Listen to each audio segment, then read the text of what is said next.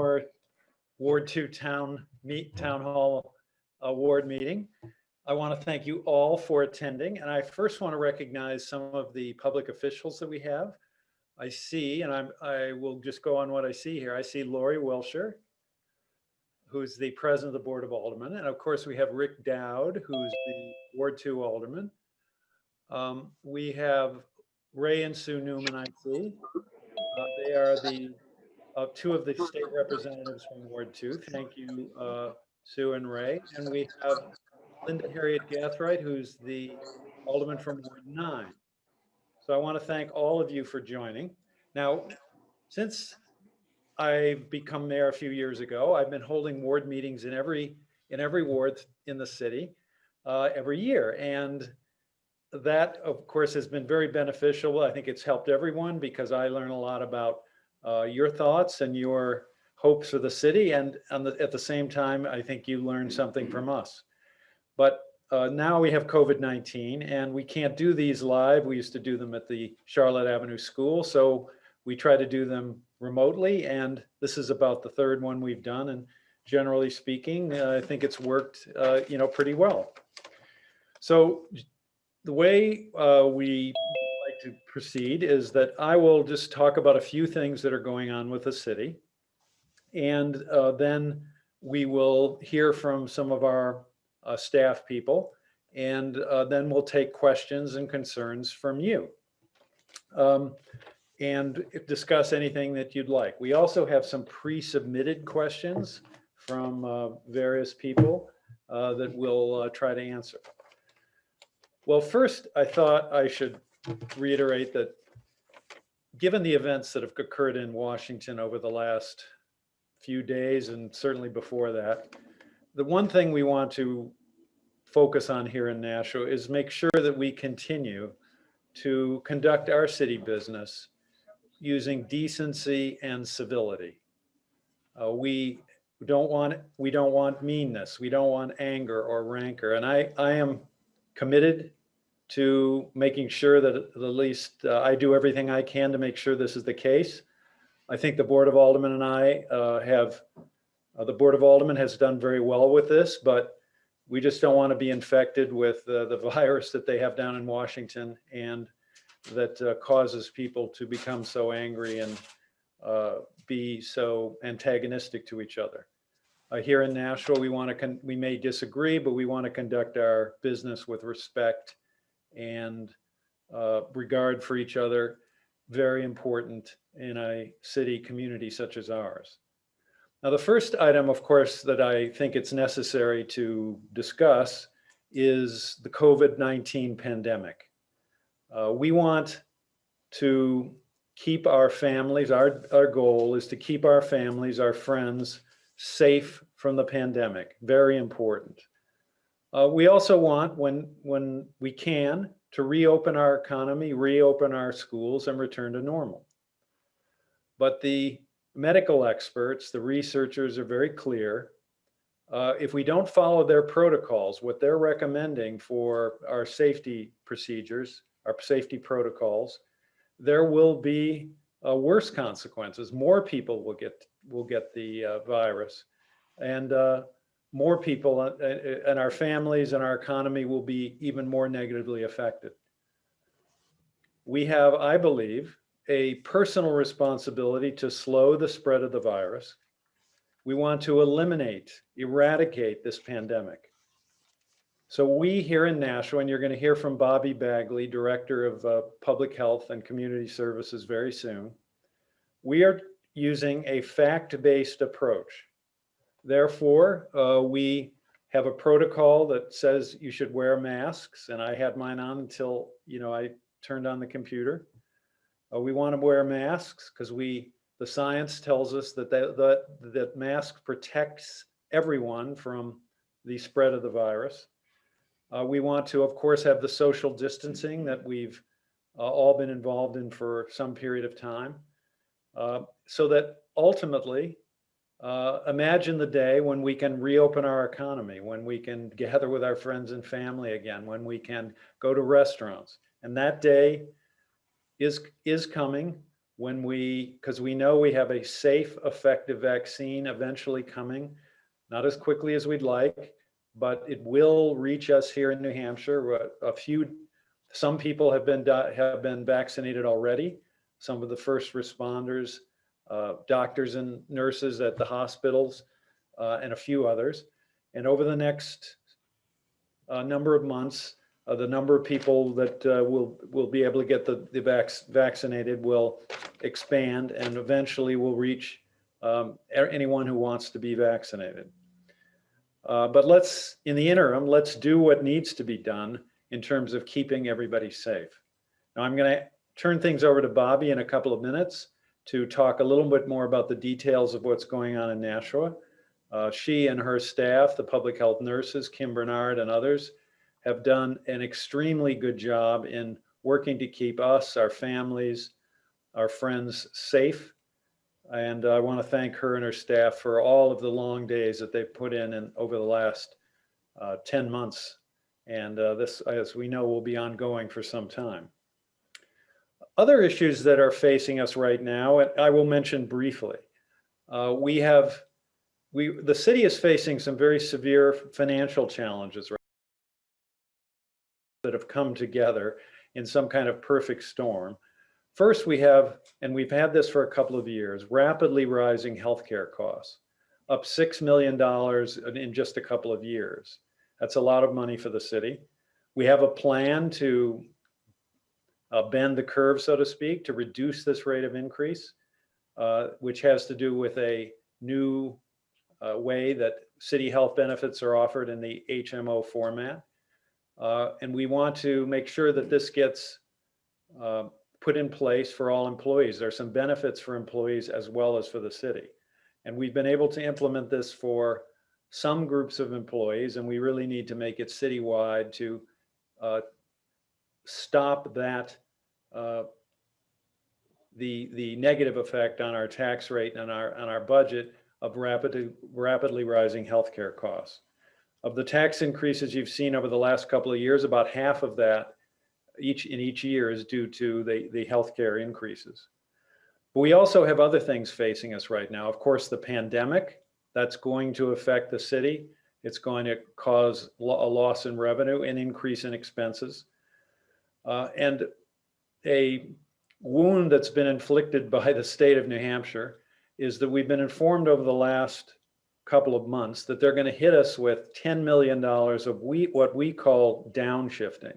This means a reduction in revenue or an increase in expenses. And what this consists of is $4.4 million increase in the city's pension bill, the check that we send to the state. So we'll now be sending over $29 million a year to the state of New Hampshire. Nearly all city employees are in the state pension system.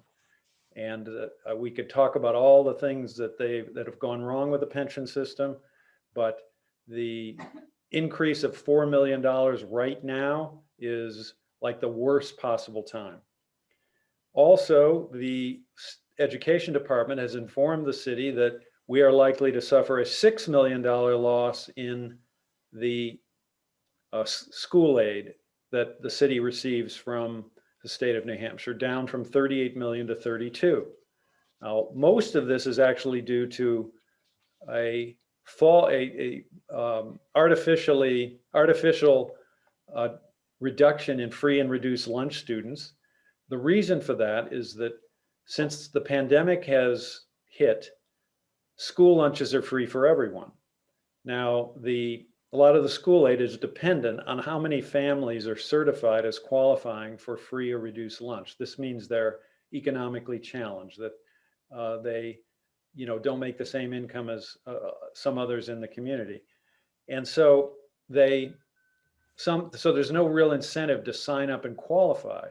So the school department has gotten many families to qualify, but many that we know would qualify haven't done the paperwork. And so we see an artificial reduction. We may have more free and reduced lunch families, but the statistics say less, and that could result in the majority of a $6 million loss of school aid. Those are big problems when you put that together. $10 million is basically a 5% tax increase on you, the hardworking citizens of Nashua, before we even get to the city budget or the increases in the pandemic caused by the pandemic or the increased healthcare or anything else. So that is a big hit for the city to take at the worst possible time. Some other interesting news, good news. The rail study, the final planning phase of the Capital Corridor Rail project, which would bring commuter rail from Boston up to Nashua and Manchester. Excuse me. The Executive Council approved a contract with a firm named AECOM to do that final planning phase. And that should take a couple of years, but within that 2-year period, we're likely to get some very concrete answers as to how to move forward on the Capital Corridor Rail project, which would be a big boost benefiting everyone, the economy of New Hampshire and of Nashua. One other thing that's going on, we'd like to involve you all in this, is we're doing a new city master plan. Now, this is a way to reimagine the city, think about our vision for the future, how we would like the city to grow over the next years. And a little later in the meeting, we'll have Sarah Marchant, who's the Director of Community Development, address us on that. Tell you a little bit about it and tell you how you can get involved. So I think the next thing we should do is go to Bobby Bagley, Director, as I said, of Public Health, who can update us regarding some of the way we are seeking to eradicate, to eliminate the pandemic here in Nashua. Good evening, everyone, and thank you, Mayor. And Happy New Year to everyone.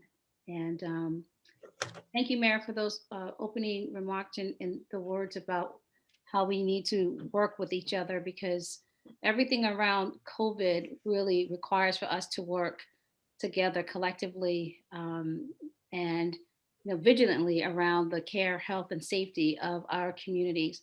What I thought I would do is quickly just give an update on where we are as far as our situation in New Hampshire and then in Nashua, and then talk about some of the recent things that's going on to help us get over this hump with COVID. So right now, New Hampshire has announced that there's 442 cases as of January 6th. We had an average of 674 cases per day for the most recent 7-day period from December 31st to January 6th. And this is actually a 10% decrease compared to the previous 7-day period, where we were coming off of increases over the Thanksgiving and Christmas holiday activities with travel and families getting together. In the state right now, there's about 48,838 total cases with 6,785 active cases. We have cumulative 919 total hospitalizations with a current 301 in the hospital now. As far as our 7-day test positivity percentage, we're up to 8.1 statewide. And we do about an average of 5,834 tests per day. And I want to just compare that to what's happening with us in Nashua. So statewide, before I get there, we have had a total of 41,237 cases with a total number, 41,237 total recovered, and a total of 816 deaths in New Hampshire overall. In Nashua, currently, and this information can be found on the Department of Health and Human Services website. They have a dashboard that they update daily with this information, and the rationale for that is to be transparent, so everyone knows what's happening in our state and in each of our cities in New Hampshire. In Nashua, we have a new case rate per 100,000 of 935.5 cases. Our test positivity rate is at 10.5%, which is a little bit higher than what the state's um, positivity rate is. Our new cases in the last 14 days, 836. And the total number of active cases that we are working with is 543. Nashua has had a total cumulative number of cases of 4,328. Total cumulative hospital people in hospital 113, and total deaths in Nashua is at 56. And so the mayor talked about some of the things that we've been doing in public health as far as the work. This has been an ongoing effort with our health department along with our other partners, to mitigate and respond to COVID. And so we do disease investigation, and that's been ongoing. Our case numbers are coming in so high that right now we've had to prioritize the cases that we follow, and we're prioritizing those who are over the age of 60, as well as those under the age of 18, individuals that have the highest risk for outbreaks in congregate settings, as well as what we're seeing right now, especially after the holidays, has been an increase in the number of households that have COVID disease, and the spread of that in the households and families has increased tremendously. We were normally looking at a infection, or what we call an R0, how quickly the disease spreads from one person to another. And usually if there was a case, we would expect to see about 2.5 people infected based on that one person. And we're seeing that increase to a much higher rate. In a household, if there's an individual in a household that's positive for COVID, we're seeing up to a 40%, 50% chance that that entire household becomes infected. So we try to do our due diligence as quickly as we can with identifying cases, providing information to families, to providing information to work sites and places so that people can be isolated and quarantined so that we can slow the spread of this infection. The numbers tend to be fluid, but they have not decreased significantly enough to where we can say that we're making an impact with flattening the curve right now. We are working very hard to put measures in place with increasing communications around the masking and the social distancing. Those are still very easy, but extremely important things that we need to do in our community to help slow down the spread of this infection.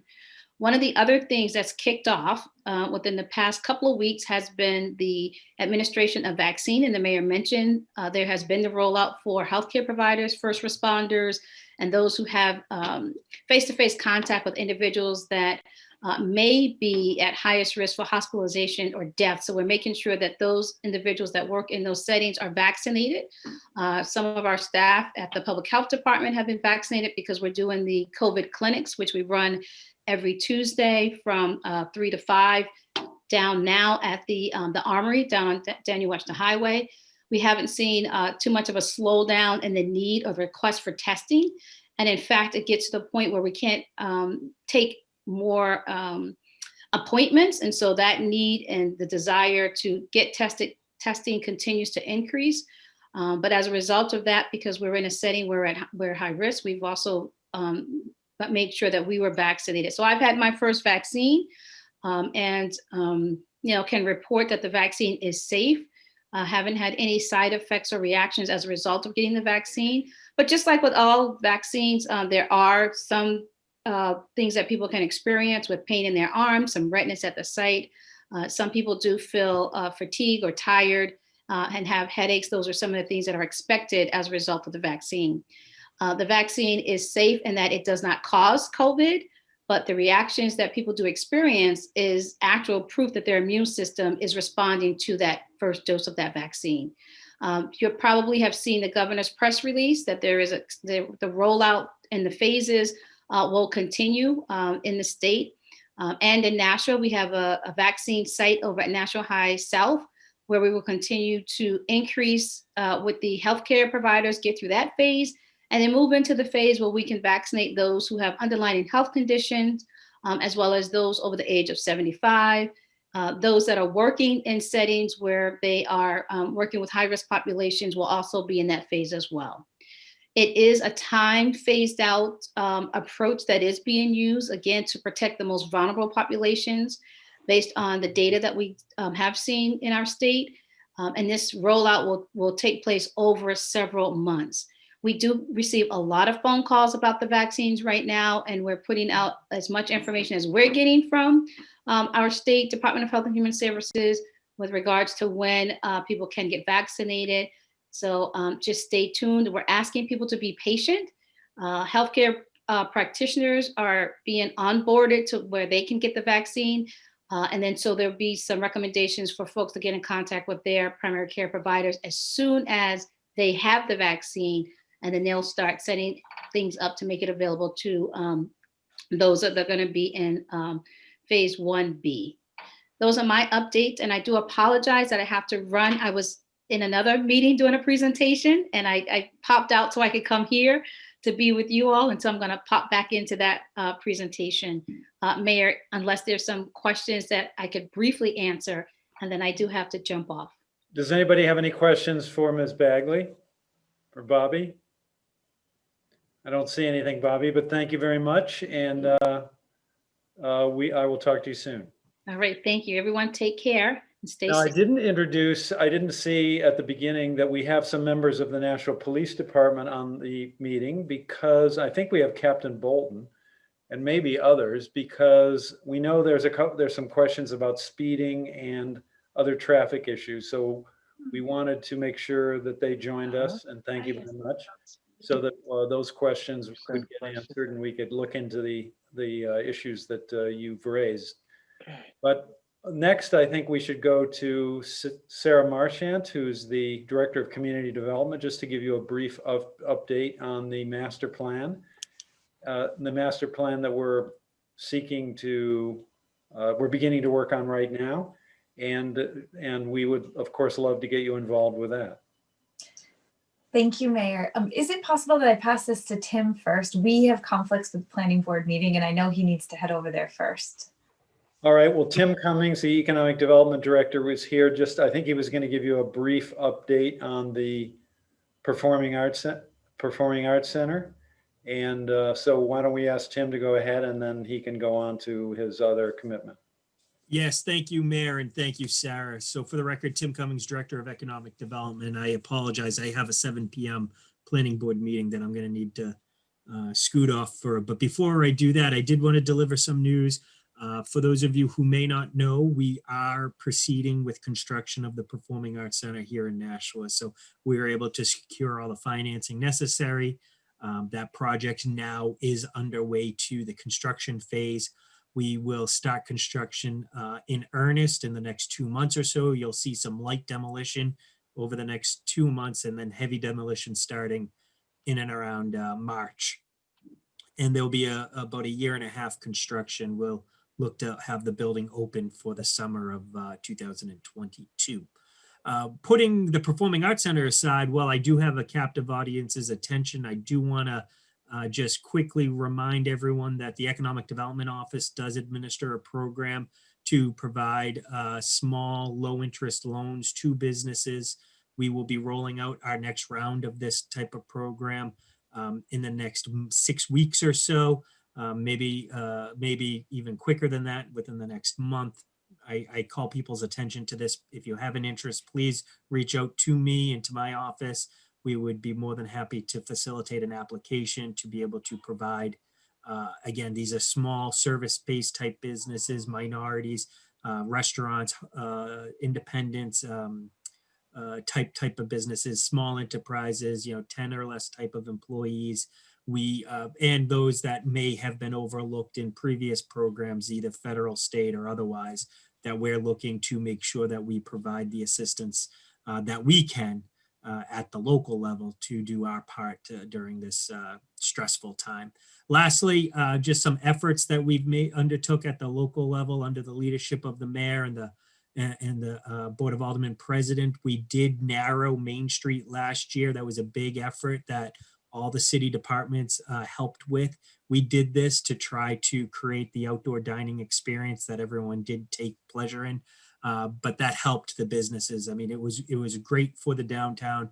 And in particular, we heard from a lot of the small businesses that if we hadn't done that, a lot of those businesses wouldn't be here today. So we'll be looking to carry on something similar to that when the months get warmer ahead. And if anyone has an interest in that particular initiative, I again welcome any input on that. So with that being said, Mayor, I do have a 7 o'clock I have to run off for. Thank you for taking me.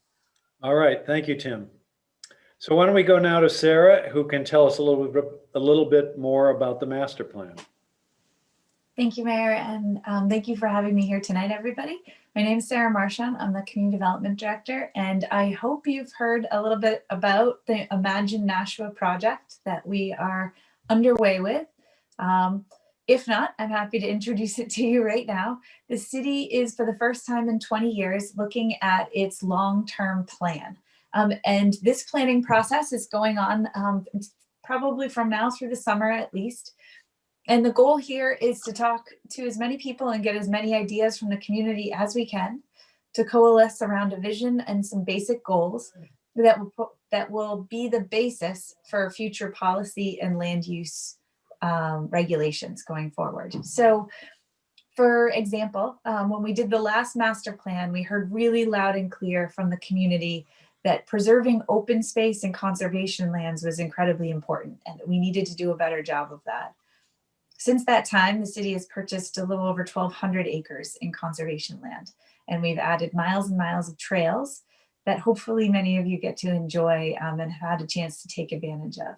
So those are the kind of things, this isn't about that pothole that's really irritating, although I'm sure there are those, but this is about these bigger ideas and these longer term goals on how we can make our city the best livable place going forward. And so if you check out imagine.nashuanh.gov, and again, it's imagine.nashuanh.gov, and I will put it in the chat when I'm done speaking here. There's a great website that has all the information on the plan. It has the information from the meeting we had last night and the one in November. But even cooler than that, it has this really great mapping exercise that you can do on there. Some of you might remember something like this when we did the downtown riverfront master plan. And essentially you can add a comment right on the map, right in an area of the city where you think that it's great, we need to preserve it as is, or that could use a little help, maybe needs a little bit of restoration, redevelopment, or a place that you have a new idea for. And I just pulled it up on my other computer here, and a whole bunch of ideas were added today, everything from the railroad crossing at East Hollis Street and 111 needs some help and that they would really like it to be improved so it feels safer and it's better for pedestrians, to the importance of adding maybe a dog park over in Mines Falls Park area, or a splash pad, or can we connect these bike trails over here? Or we have Riverwalk Cafe had great concerts. How else can we do that? So I'm just zoomed in a little bit on the area of downtown. There's some comments on the Roby Park area about what could be done there. So things like that, if you have ideas, I'm sure you do. I'm sure you know how we could do things a little bit differently and a little bit better going forward. We would love to hear from you. And if putting them on a map is not the best thing, I'll leave my email address too. We are doing Zoom meetings with anybody who's interested. If you have a book group or you have a club you belong to and you wouldn't mind letting me or my co-partners, Matt or Julie, join you, we would love to come to a Zoom meeting and hear directly from you and have a conversation about what you think would be best. So I guess I'll stop talking there. I do talk long, and I'm happy to answer any questions. Does anybody have any questions or thoughts on the master plan? If so, please just raise your hand or speak up. All right, well, thank you very much, Sarah. We did get some pre-submitted questions, and one of them is from Judy Loftus, who I see is on the call. Now, I can state the question, or Judy, you can go ahead, whichever you prefer, because I thought it was an interesting one.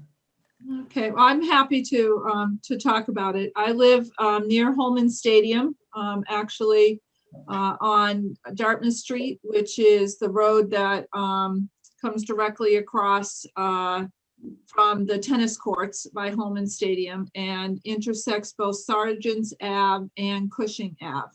So about 2 weeks ago, there were some city workers out putting in some nice new stop signs in my yard. And I was kind of surprised to see them there. And they put in a number of different stop signs at intersections within our neighborhood, which is basically a dead end neighborhood.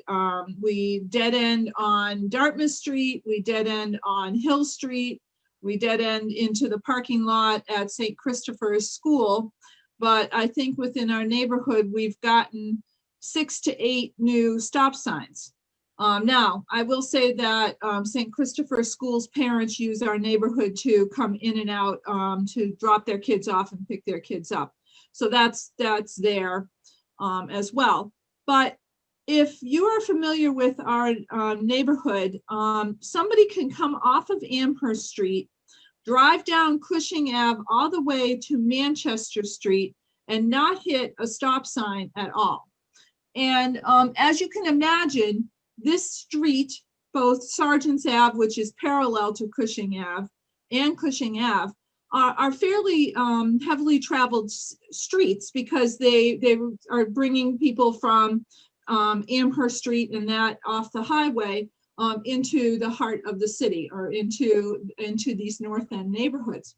So there's no stop sign between Amherst Street and Manchester Street, and cars get moving pretty well along that road there. There is one intersecting road, and that is my road, Dartmouth Street. And Cushing Ave pretty much ends Manchester Street right by St. Christopher's School and St. Christopher Parish. So places where there are a lot of young children and people are moving in and out of that building a fair amount. So I was a little bit surprised to see lots of nice stop signs coming into my dead end neighborhood and nothing being added to that roadway that goes between Amherst Street and Manchester Street. So I just kind of wanted to bring that up as a conversation piece because it just seems to me that if we really want to make our neighborhoods walkable, the Holman Stadium area, you know, is a big recreation area. There's a lot of things going on there. We need to prevent cars from going straight through without pausing. I think I've been worried about that intersection or that road for a long time. So that was the question that I brought up because I got a new stop sign in my front yard, and it can stay there. I have no problem with that. I'm fine with that, but it just seems like we really should have a stop sign to stop traffic on that thoroughfare. So that's my background information there. Well, thank you. Jim, I can answer. I'm there a lot and through that on Cushing Ave, both walking and driving. And I like the idea of getting a stop sign there. There may be some issues that some of the traffic experts raise, but the Board of Aldermen can really decide to put a stop sign wherever they want.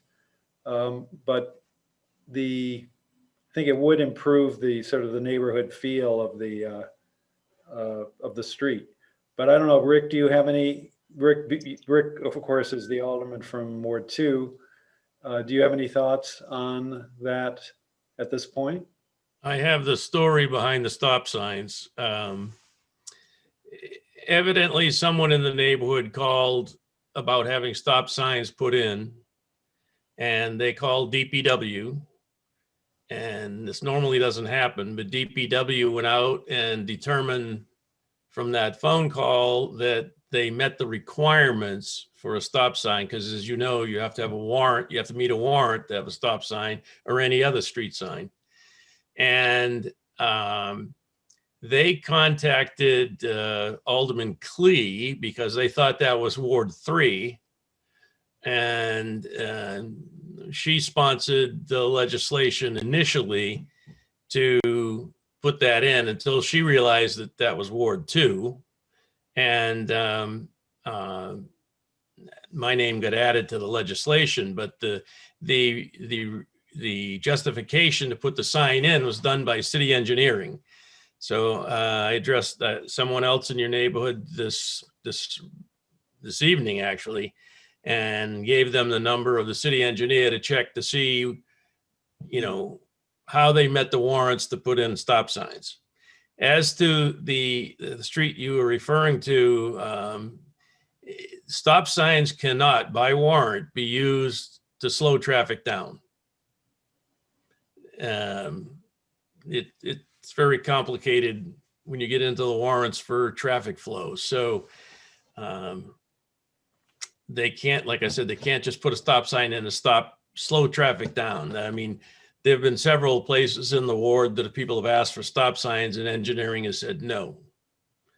And if it doesn't meet the warrant, it's more of a process to get it approved than if it meets the warrant. So They got these we can random stop certainly talk signs. about this because it's not going to meet the state guidelines, but those are just guidelines. So we certainly could bring this up. Now the PD may, with engineering and kind of get their input. The PD is here. We haven't called on them yet. I don't know if you have any thoughts on this at this moment. I'm sure you're familiar with Cushing Ave, and I don't know if you have any thoughts at this point, but you'll probably have thinking on this along the way. Sure. Good evening, Mayor. Tom Bolton, Captain Nashua Police. One of the things we could also even address before we even get into adding signs at this point is if we're made aware that this is an area where there are problem vehicles, is we could start doing targeted enforcement in the area and increasing traffic enforcement there to see where that then leads, because over time we can probably even curb some of the unwanted behavior that's being discussed. Well, and maybe we should try that. I mean, I walk there and drive there, and yeah, there is definitely speeding. It is a long stretch, straight shot, a lot of through traffic, actually. I live pretty close to that area, to Judy, and so I'm a few blocks beyond, and so I'm technically, I guess, through traffic, although I'm sort of in the neighborhood. But there are people who are driving, much further than where I live, using that street. They go over to Concord and elsewhere, over to Concord Street and elsewhere. So we will definitely check this out with engineering and get back to you and come up with. But I personally like stop signs because I think that they do make the neighborhoods more pedestrian, more neighborhood, more resident friendly, and I'm always sort of more pro stop sign than the engineers. I don't know, Lori, do you have any thoughts? Well, I have to say, Mayor, I'm not as pro stop sign as you are.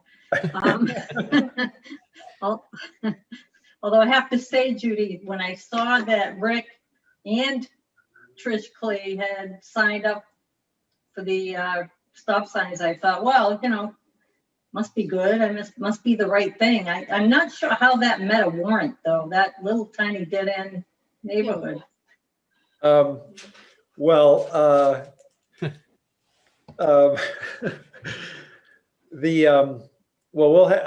put a stop sign on your corner, Lori. How about that?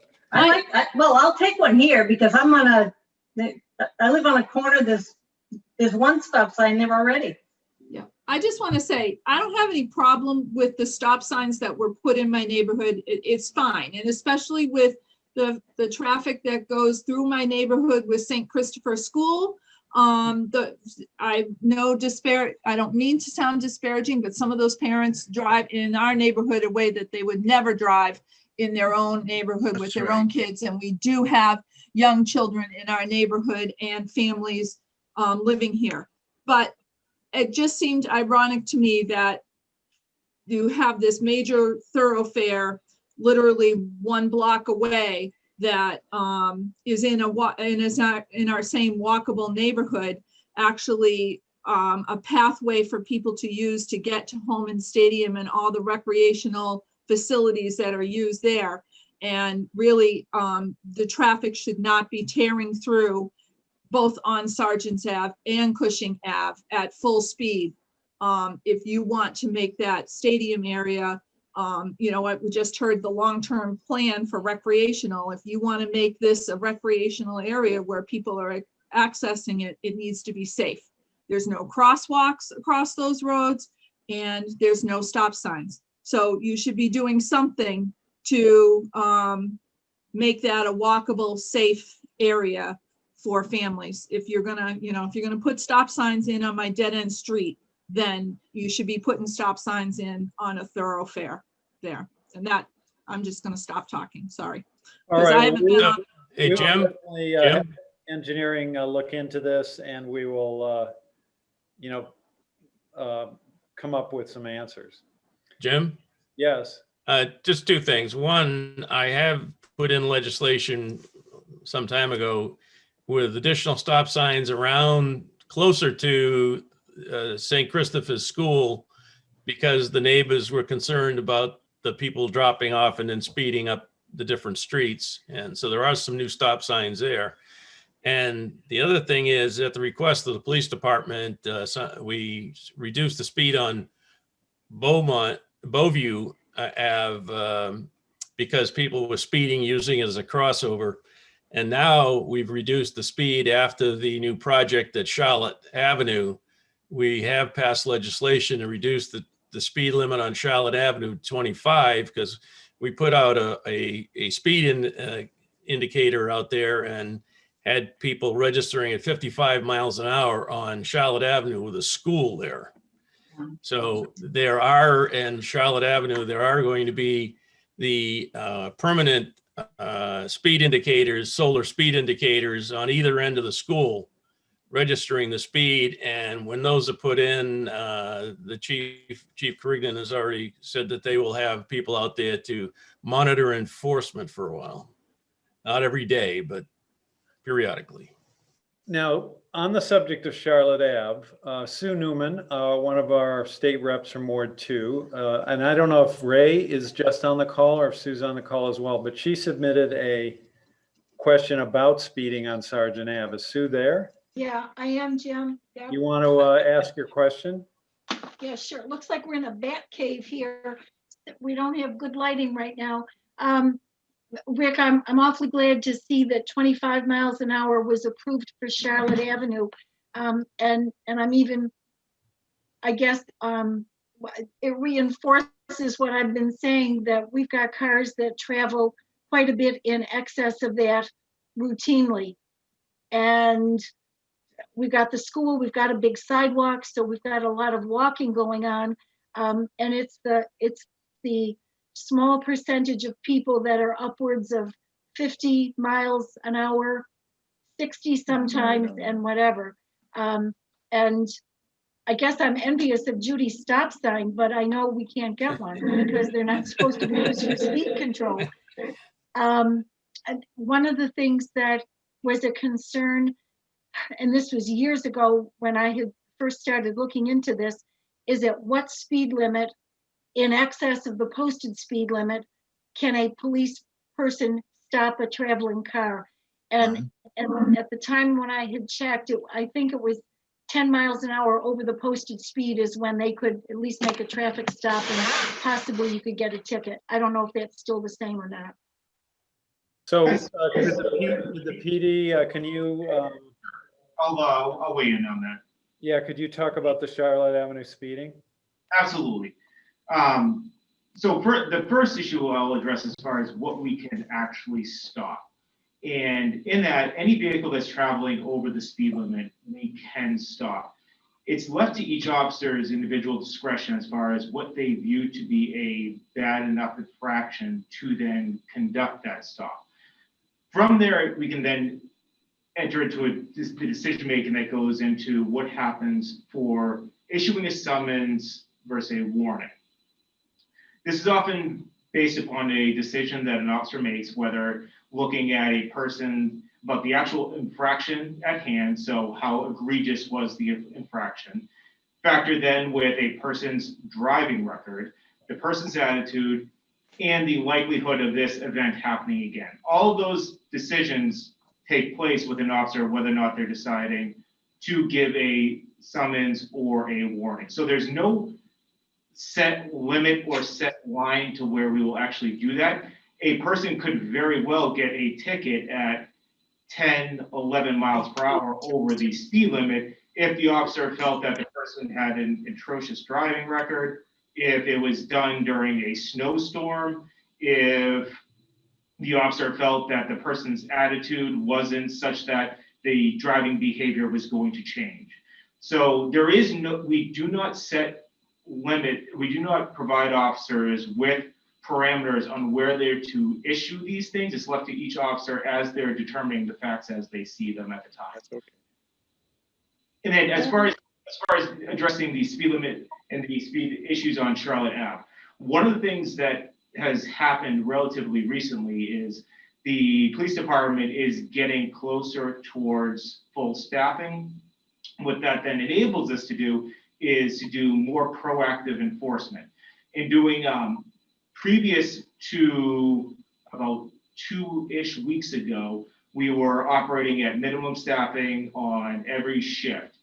What we do have now is that we do have some extra units on the street that are above our minimum staffing. And what that provides us is the opportunity to be able to selectively deploy those units in areas where we know we have problems. And I had spoken with my lieutenant who's behind me, Pete Urban, a couple of weeks ago as far as how we are to actually be deploying these units. And one of the areas that we have decided where is best going to be utilizing them are in 2 areas. Number one, first and foremost, is selective traffic enforcement in areas where we know that people are having issues in their neighborhood. That's our first priority with our extra units. Secondly, is to increase our walking presence on Main Street and getting in and out of businesses on Main Street. So now that we do have the extra staffing to address more of these issues, you'll start seeing a lot more of that. And now that I know that Charlotte Ave is an issue with this, we'll definitely ramp up enforcement in that area. Yeah. And because Charlotte is a big cut through. I mean, there's no question. Yeah. People get Yeah, off, and you know, one problem, and one thing that pushes a lot of traffic onto Charlotte is there's a no left turn onto Edgewood, Edgewood from 3 to 7. So yeah. that yeah. pushes traffic onto Charlotte, actually. And Jim, the only thing, with all due respect to the police and whatever, everybody probably on this, or most people probably remember Collins Flowers. Well, the Collins lived on our street. And when we moved here in 1981, probably by the next year of 82, I know I was going around getting a petition. I knew nothing, but I thought, okay, we'll see if the neighbors are interested in speed issues. And I can remember Mrs. Collins told me, she said, sure, I'll sign, because she remembered, I believe it was her daughter who was, I'm going from memory here. I think she said she was 12 years old. In some car, she was riding her bicycle and a car zoomed up behind her and the little girl fell off her bike. Well, she's a mom right now with kids, and I'm sure she's much over 35 years old, whatever. And it's like, this has been going on for a long time. So Mrs. Collins was one of my first inspirations. So this has been going on for quite a while. And as you said, Mayor, it's a cut through street. It's an arterial street.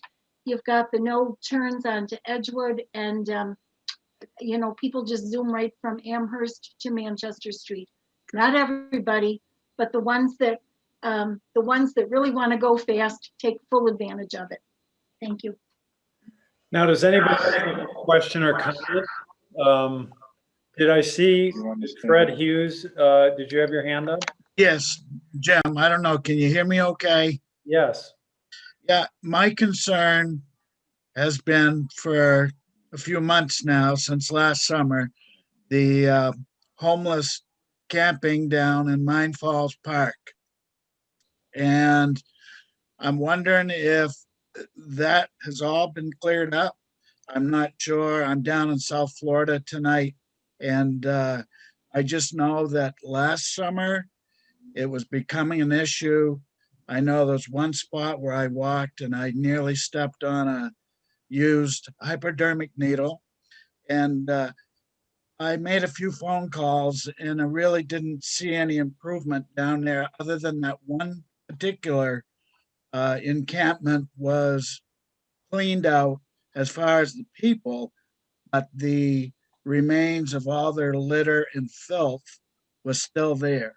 So I didn't know, we got anything, in the works for next spring, like when the weather breaks and people start coming back and using that park any way they want to. That's an issue.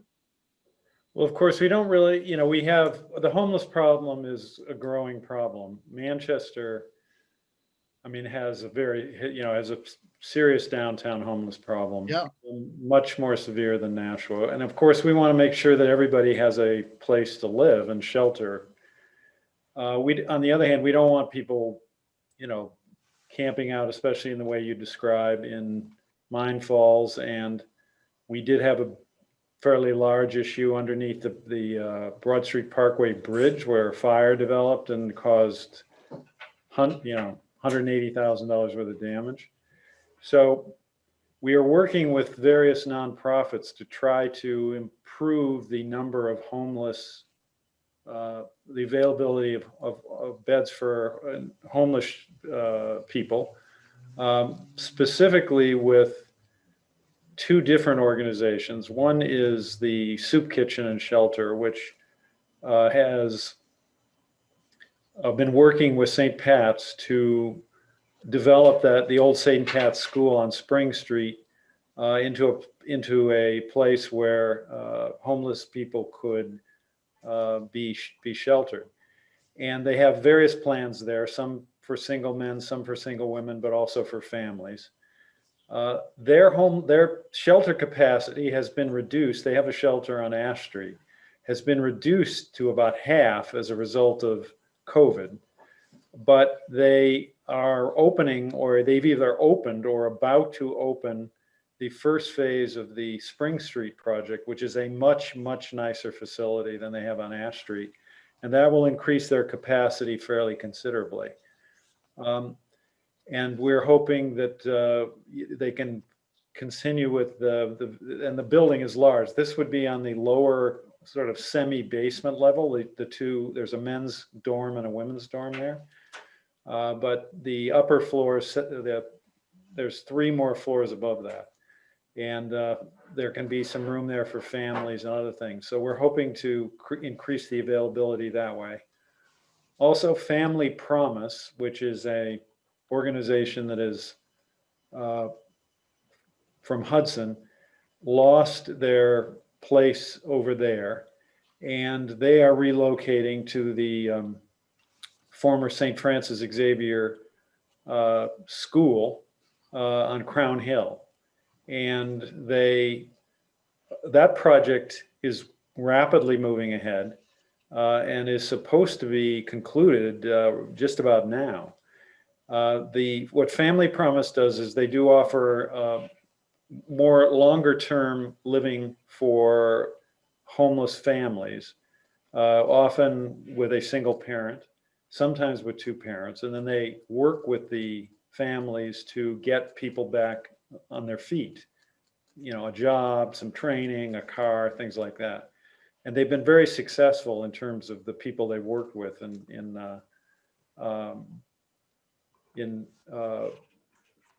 getting people, back into society and successfully employed and back into a very wholesome family environment. So that's one thing we're trying to do. But I know Lori is very involved with the nonprofits and probably has some thoughts here. But to your point, though, we need to take care of the parks. We need to maintain the quality of Mine Falls, which is a really valuable asset for the city that many, many people enjoy, and you are obviously one of them. because we need to, these are areas that we need to maintain safe and clean and secure. So we discourage and will continue to discourage people camping out in our parks, and we want to, on the other hand, try to find places for them to reside longer term. Okay, thank you. But Lori, I don't know, do you have thoughts? I don't really have much. I do know that the soup kitchen in their facility on Spring Street is opening sooner than they expected. So they will have beds available. And then next year, I think they hope to have family space available, for homeless families. So they're doing their part to get people off the streets, if you will. And any support we can give them, we always do our best to help them, so. Might I add that facility is being opened just for the winter right now. We will go back to our regular construction for the overall all four levels, starting probably in April and later in the early spring. And we'll be moving those people back into our Ash Street shelter at that time, as we move out on the construction. Well, and I don't know who's speaking now, but This is Jerry Ryan. Jerry, well, you are. I was with you the other day. Oh, yes, I saw you over. Now, we took a tour, and I can say just firsthand, you're doing a fantastic job over there. I mean, the quality of the work and the facility that you've done, the work you've done so far, and the 2 dorms that you've developed already is just is much better than that decrepit building on Ash Street. Right. So you really deserve a lot of credit for all of the hard work and the fundraising and everything.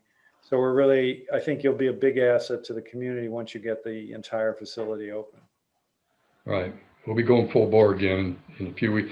We really had to, for 2 reasons. We needed to open that up right now, but we also need to get back onto the construction.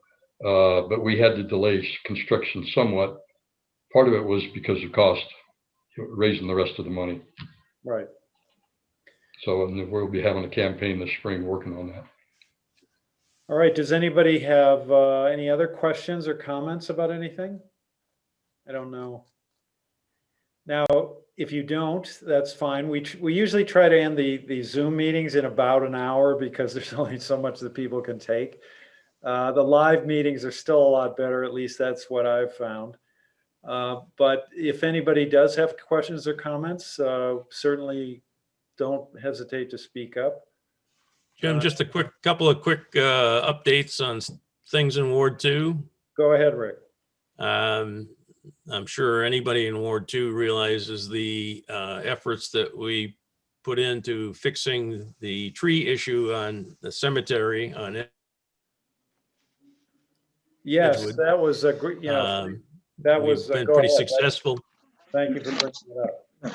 Edgewood Cemetery, the mayor, myself, and Sarah Marchand did a lot to try to drive the resultant change that you see today with the berm and the landscaping and making it more attractive again. So that's going over very well and will be completed in the spring.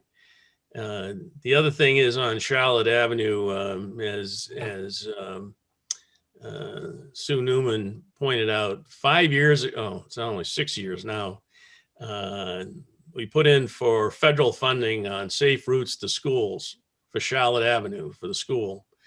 And it took us 5 years to get the money from it's a federal project, so we don't have a lot of control over it, as you can imagine.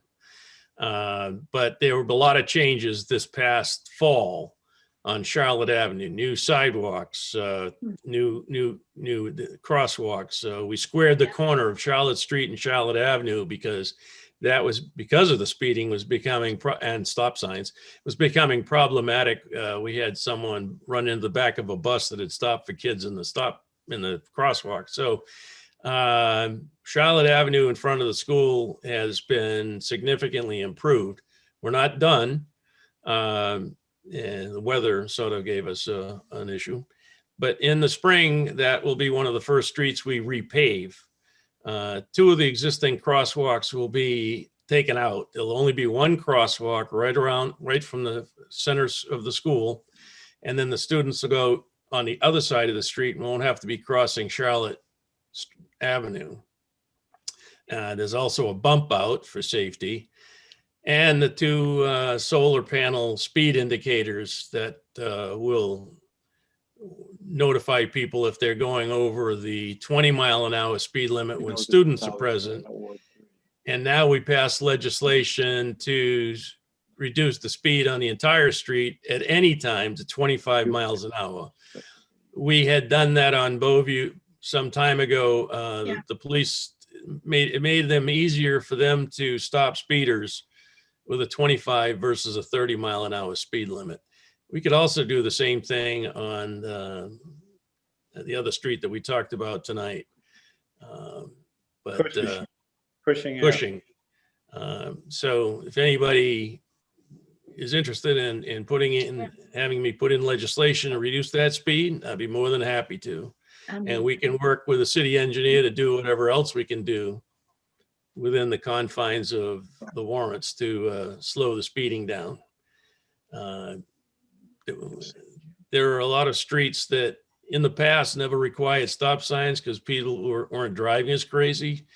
I don't know whether it's the pandemic or what, but people lately are speeding all over the place, going through yellow lights, some through red lights, and I keep bringing it up at the police commissioners meetings, and the police are very much aware of it. And as they said, we've, for a number of reasons, they haven't been full staffed for many reasons we won't get into, but they're gradually getting back to full staff. So that's good. So, and the one other thing is I just want to give a quick update of the middle school projects. We are doing work on the entire middle school, 3 middle schools. Really quickly, Fairgrounds is the one we're working on extensively right now. The mayor and the Alderman Wilshire just got a tour of the work that's going on there. It's pretty extensive interior to the school.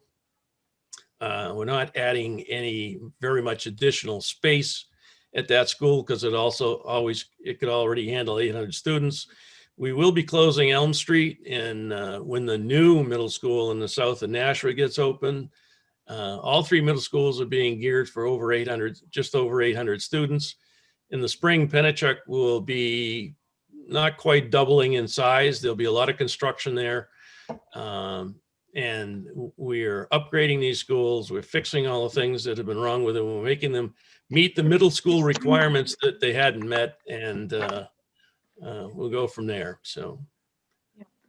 All right, well, thank you, Rick, and thank you for bringing up the cemetery. That was an important neighborhood improvement after the trees got cut down. Jim, could I just ask a question real quick? Rick, thank you.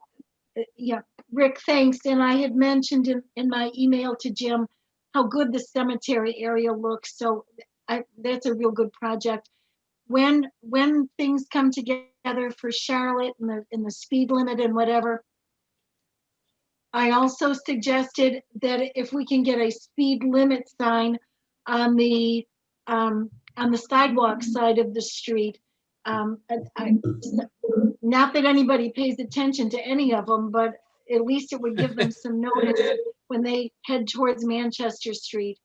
Yeah, we are going to put more signs in. I think they're waiting for the ground to get a little softer so they can pound the signs in. At least if we get a sign up, then they can't tell the PD they didn't know what the speed limit was. There'll be several on Charlotte. Trust me. Yeah. All right. Well, we will work on that, Sue. And so I want to thank the PD for joining us and all of our public officials. Our staff that some of whom had to go to other commitments. But we enjoyed meeting with you. I enjoyed meeting with you, and thank you for your comments. We will do this again when the time comes, probably this next year sometime. But I also do coffees with the mayor periodically, and so you can always join in on those as well. And I want to thank Lori, Rick, Sue and Ray, and Linda, who hasn't spoken yet, Harriet Gathright, for joining us. I don't know, Linda, if you've got anything to add? No?